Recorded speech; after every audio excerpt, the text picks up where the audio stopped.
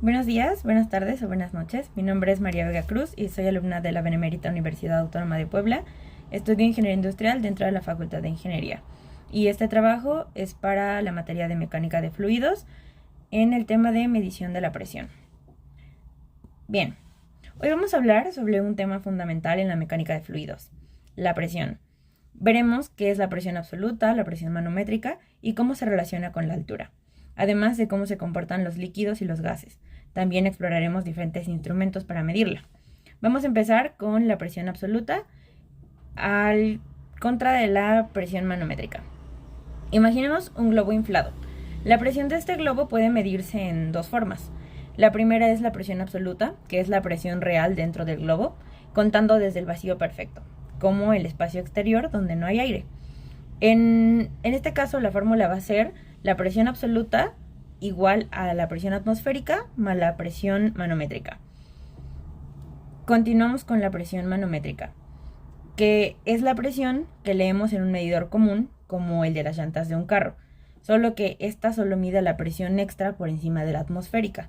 Entonces, si despejamos nuestra ecuación, la presión manométrica va a ser igual a la presión absoluta menos la presión atmosférica. Algo importante con esta presión es que esta puede ser positiva o negativa. Cuando es positiva se llama que es sobrepresión y cuando es negativa puede ser un vacío parcial. Tenemos un ejemplo. Imaginemos un manómetro que marca 300 psi, pero la presión atmosférica es de 14.7. Entonces, si tomamos estos datos, la presión absoluta sería de 44.7 psi. Ahora encontramos a la relación de presión-elevación. ¿Alguna vez han notado que al sumergirse en una piscina la presión aumenta en los oídos? Bueno, esto pasa porque arriba de nosotros ejerce una fuerza. En los líquidos, como en el agua, la presión aumenta linealmente con la profundidad. Por eso nuestra fórmula delta de presión es igual al peso específico por la altura. Podríamos tomar que el peso específico del agua es de 9.810 newtons sobre metro cúbico y la altura sería la profundidad. Luego también tenemos en los gases. Un gas que podemos encontrar en todos lados es el aire. En este la presión disminuye con la altura, por eso en las montañas hay menos aire. Pero la fórmula es más compleja para los gases, porque estos se comprimen. Continuamos con el desarrollo de presión y elevación. Como ya dijimos, la presión en el aire es más compleja, pero si tomamos a la presión 1 más del peso específico y esto lo multiplicamos por la altura 1 y la altura 2, podemos encontrar la presión en este.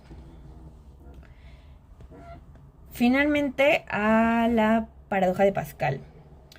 ¿Ustedes sabían que la presión no depende de la forma del recipiente? Pascal descubrió que en un fluido la presión no solo depende de la profundidad, ni del volumen, ni de la forma. Imaginemos en estos tres recipientes que encontramos aquí, la altura es igual, entonces la presión es la misma. Y finalmente la presión expresada como un líquido. A veces la presión se expresa como altura de una columna de un líquido. Podemos tomar en cuenta el mercurio en un termómetro y esta la vamos a calcular dividiendo la presión entre el peso específico. Bien, ahora vamos a ver los tipos de manómetros. Los manómetros son dispositivos que miden la presión usando columnas de líquido. Primero vamos a mostrar el manómetro tipo U, que tienen forma de U con líquido. Además, estos tienen mercurio y tienen agua. Estos miden las diferencias de presión. Por eso, la presión en el punto A menos la presión en el punto B es igual al peso específico por la diferencia de altura entre las columnas. Luego está el manómetro de pozo. Este manómetro tiene un depósito grande en un lado para tener mayor precisión. Para calcular la presión en este tenemos que multiplicar el peso específico por la altura, por la diferencia de altura que sería la elevación. Luego tenemos el barómetro. Los barómetros miden la presión atmosférica con el mercurio. Y para calcular esta, tenemos que la presión atmosférica es igual al peso específico del mercurio por la altura. Y esta va a ser de aproximadamente 760 milímetros de mercurio al nivel del mar. Luego tenemos los transductores de presión. Estos son dispositivos que convierten la presión de un fluido en una señal eléctrica. El primero es el transductor de tensión, que mide la deformación de un material. A la entrada y a la salida da una señal eléctrica proporcional a la presión.